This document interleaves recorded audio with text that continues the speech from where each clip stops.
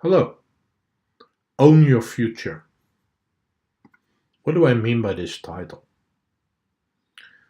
Basically, it's about ownership, about your own life and well being, and about your future.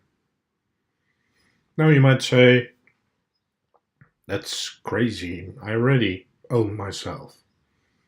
Well, I would doubt that because mostly of the time we allow ourselves to be a pinball of circumstances and other people. It's other people who determine what we do, other people who judge us, other people who validate us, and other people who have expectations of us. In that way, we give away our own ownership. The same about future. We all know that in today's world, and I'm not even talking in 5, 10 years from now, there are many, many major challenges.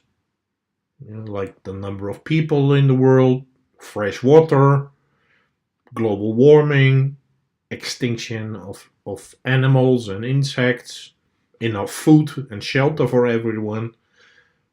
That's the future of all of us on this planet. But we have kind of outsourced that responsibility to our governments, to businesses, and to elderly people and say, hey, they are responsible for my future. I don't need to take care of it. That's what they do. Well, I have a surprise for you. They are doing a pretty lousy job about that. They are not taking care of your future because they have no clue sometimes, and sometimes they don't care, and sometimes they don't know what to do.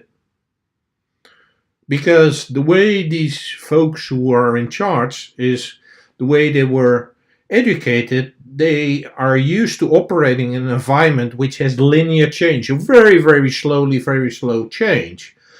And it was easy to predict the future because it was just multiplying things by a couple of percentage, and that was the future.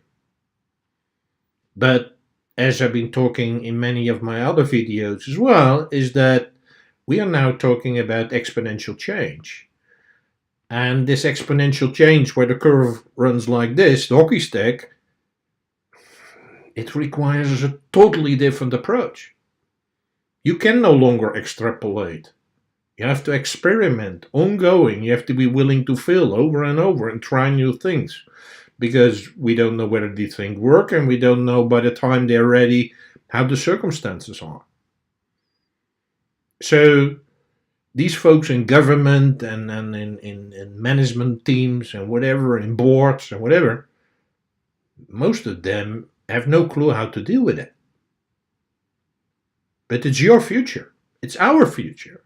So we better take responsibility and take action, because otherwise we will be the victims, and that's not what we want.